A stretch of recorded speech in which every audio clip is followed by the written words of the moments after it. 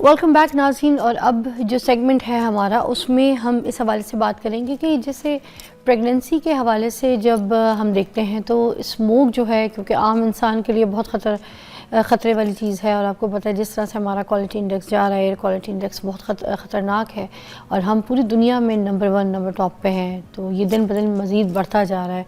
तो जो आम हामला खातून होती है प्रेगनेंसी के दौरान, उसको क्या दुश्वारियाँ पेश आ सकती हैं, माँ और बच्चे के ऊपर क्या असरात होते हैं इसके स्मोक के, आज इसके ऊपर ज़रूर बात करेंगे। और आपके घर में कोई भी ऐसी हामला खातून है, कोई भी ऐसी बेटी है, आपकी बहू, तो मैं चाहूँगी ख़ास तौर पे ये शो आप लोग देखें ज़रूर, ये सेगमेंट ज़रूर देखें, क्योंकि इससे आपको काफ़ी आगाही हो सकेगी और आप उस प्रिकॉशंस जो है उसको तरीके से कर सकेंगे। तो हमारे पास जिनको हमने मदऊ किया है वो हैं professor doctor Shamsa Humayun, ex VC pro vice chancellor Fatima Jinnah university से, सीनियर गायनाकोलॉजिस्ट हैं, सीनियर वाइस प्रेसिडेंट हैं medical women association of Pakistan से। तो ये हमारे पहले भी शो पे आ चुकी हैं, आज भी आपकी रहनुमाई के लिए हमने इनका वक्त मदऊ किया। अस्सलाम वालेकुम। वालेकुम सलाम। कैसी तबीयत है शम्सा जी? Thank you so much for inviting me here and about a very important public health issue. आपको पता महीना एक तो ये कैंसर के लिए बहुत ज़्यादा इसके ऊपर काम हो रहा होता है, अवेयरनेस प्रोग्राम्स होते हैं, और उसके अलावा इस तरह से जो ये इम्पॉर्टेंट चीज़ें हैं जिसके ऊपर बिल्कुल नज़रसानी नहीं की जाती, इनको देखा नहीं जाता। और मुझे लगता है स्मोक जब आम इंसान के लिए इतना डेंजरस है, तो जो हामला खातून हैं उनके लिए कितना डेंजरस होता होगा। ज़रा स्मोक के बनने का एक प्रोसेस जो है वो पहले आम देखने वाले को बता दीजिएगा कि बनती कैसे है, ये होती क्या है और इसके क्या नुकसान होते हैं।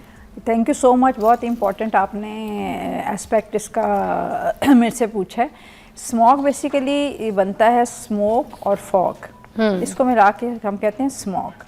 स्मोक के अंदर क्या चीज़ है, एक पार्टिकुलेट मैटर आप रोज़ पढ़ते होंगे, 10 है, 2.5 है, फिर आप पढ़ते हैं इसमें नाइट्रिक ऑक्साइड है, फिर इसके अंदर सल्फ़र डाइऑक्साइड है और ओजोन है।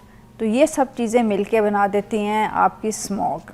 अब स्मोक के अंदर जो सबसे डेंजरस चीज़ है वो गैसेस, तो जो मैंने कही हैं, नाइट्रेट्स, सल्फ्यूरिक, ये सब तो है ही, लेकिन जो पार्टिकुलर मैटर हैं ये हैं सस्पेंडेड, लिक्विड और सॉलिड।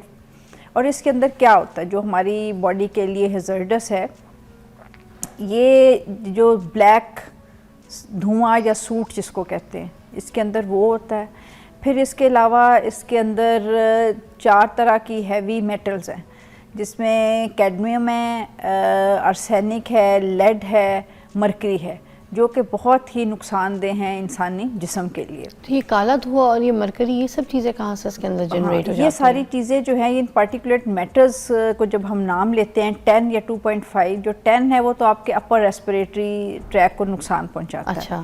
सबसे डेंजरस है 2.5, जो आपके लंग्स के अंदर, आपके बाकी ऑर्गन्स के अंदर जा सकता है, क्योंकि वो इतना छोटा होता है। 2.5 माइक्रोमीटर उसका साइज़ है, तो इसके साइज़ से, इसको पार्टिकुलेट मैटर का साइज़ से हम डिटरमिन करते हैं।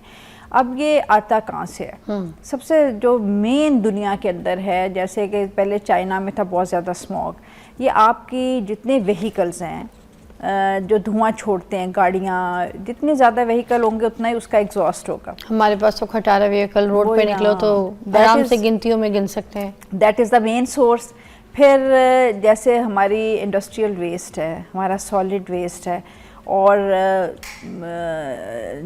पंजाब गवर्नमेंट ने बहुत काम भी किया है, ये जो भट्टे हैं ईंटों के, और last but not the least जो हम फसलों की बाकियात जलाते हैं, भट्टे भी भरे पड़े हैं शेखुपुरा साइड पे, आप देख लें अभी तो बिल्कुल। तो ये सब चीज़ें मिलके क्या करती हैं कि आपकी फॉग के अंदर स्मोक डाल देते हैं, विच become smog and very very हैज़र्डस, जो हमारे सेहत के लिए है।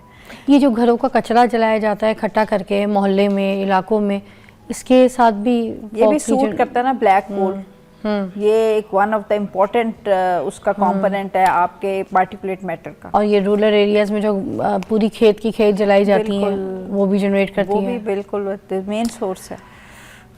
अच्छा, अब ये सारी चीज़ें, ट्रैफिक भी, ट्रैफिक तो बहुत ज़्यादा, देखें ना, हर घर में 3 या 4 गाड़ियाँ, आपने निकलना है, because we don't have mass transport.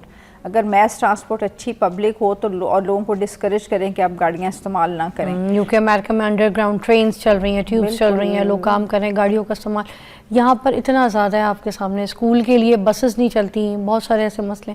अब ये जो जनरेट हो रही है कितनी नुकसानदेह, आपने बड़े अच्छे तरीके से यहाँ पे हमें एक पॉइंट से एलैबोरेट किया।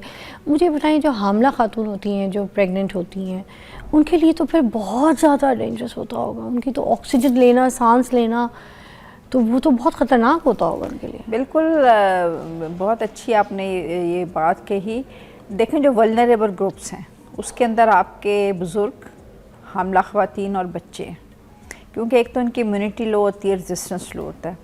और पर्टिकुलरली मैं बात करूँगी हामला ख़वातीन की। आपके जितने भी स्मोक के पार्टिकल्स हैं, ये जब इनहेल करती है खातून, तो अब ये स्टडीज़ और रिसर्च से साबित हो गया है कि जाके इफ़ेक्ट करते हैं आपके जो बच्चा परवरिश पा रहा है माँ के अंदर, उसके डीएनए के ऊपर, उसके जेनेटिक्स के ऊपर।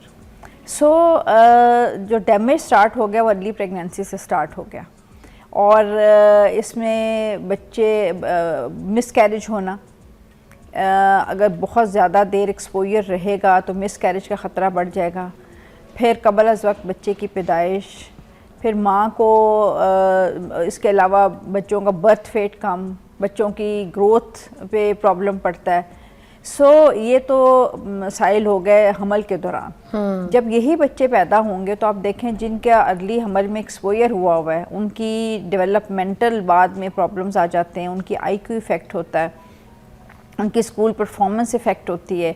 दे आर मोर प्रोन टू जो बच्चों की बीमारियां हैं जैसे डायरियल डिजीज़ हैं, क्योंकि इम्यूनिटी इनकी कम होती है। तो ये जो स्ट्रेस है ये बच्चे को तो इफ़ेक्ट कर ही रही है, लेकिन माँ को हाइपरटेंशन जैसे ब्लड प्रेशर उसका ज़्यादा हो जाता है, शुगर का ख़तरा बढ़ जाता है। और इसके अलावा ये सब चीज़ें जब आपकी हो रही हैं तो माँ के ऊपर जो एक साइकोलॉजिकल स्ट्रेस का फैक्टर है, that is the top most, along with जो उसके रेस्पिरेटरी प्रॉब्लम हैं जो जनरल पब्लिक को भी हो रहे हैं, लेकिन एस्थमा एग्रावेट हो जाएगा, रेस्पिरेटरी इन्फेक्शन एग्रावेट हो जाएंगे। अब मुझे हर तीसरे दिन किसी पेशेंट का फ़ोन आता है, जी देखिए मुझे फ्लू हुआ हुआ है, मुझे छींकें आ रही हैं, मेरा एस्थमा जो है, मुझे सांस नहीं आ रही। So all these are due to smoke. तो ये लंग्स में भी जाके कोई इन्फेक्शन पैदा करता है? लंग्स के तो बेसिकली क्योंकि ये सारा स्मोक जो है आप इनहेल करते हैं, और जब इनहेल करते हैं वहाँ से आपके ब्लड में जाता है, ब्लड में जाके डिफरेंट ऑर्गन्स में पहुँचता है। सबसे पहले जो चीज़ मुतासर होती है वो आपका रेस्पिरेटरी ट्रैक्ट है या लंग्स हैं। और लंग्स से आपको पता है खांसी लग जाएगी, फ्लू हो जाएगा, फिर रेस्पिरेटरी ट्रैक्ट इन्फेक्शन हो जाएगा, ब्रोंकाइटिस हो जाएगा, एस्थमा, ये सारी प्रॉब्लम जो है ये ड्यू टू स्मोक है। अच्छा, फिर बच्चे की जो नशोनुमा, आपने जैसे बताया कि वज़न कम हो जाना, पैदाइश में मसाइल, फिर बच्चे की जो ओवरऑल नशोनुमा है उसके ऊपर जो आपने बताया, थोड़ा बहुत मैं चाहूँगी इसको मज़ीद एलैबोरेट करें, जो अभी दुनिया में भी नहीं आया, उसके ऊपर मज़ीद किस तरह से जो है ना उसकी ज़िंदगी आगे कैसे हो सकेगी? देखिए, अब हम कुछ चीज़ें हैं जो आप ख़ुद कर सकते हैं, कुछ चीज़ें हैं जो आपके इख्तियार से बाहर हैं।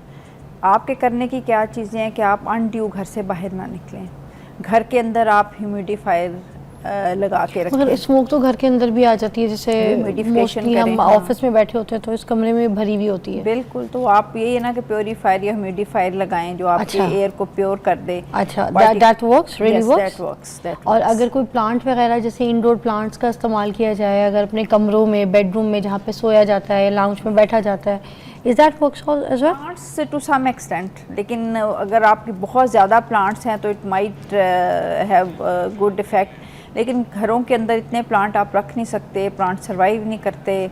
सो दूसरा, आप मास्क लगा के रखें, जब भी आप बाहर निकलें आप मास्क आप यूज़ करें।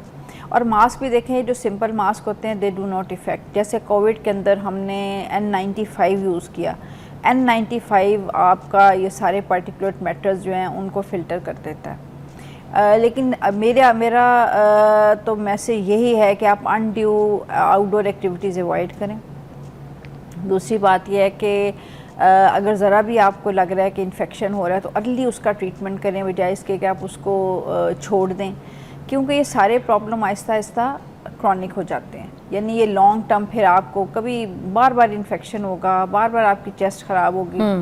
और गवर्नमेंट के करने के काम यही है। और सब मेरी एक और भी हम्बल सबमिशन है, कम से कम आप अपनी गाड़ी का को फिट रखें, उसका व्हीकल टेस्ट कराएं, ताकि आप स्मोक के अंदर कम से कम कंट्रीब्यूट करें। ये आप कर सकते हैं। सही बात है। गवर्नमेंट तो चेकिंग करेगी, लेकिन अगर आपका अपना मोटरसाइकिल, आपकी अपनी गाड़ी में से धुआं निकल रहा है और आप समझ रहे हैं कि शायद मैं इस स्मोक के अंदर कंट्रीब्यूट नहीं कर रहे, तो आप भी उतने ही उस स्मोक के ज़िम्मेदार हैं जितना कि कोई और है।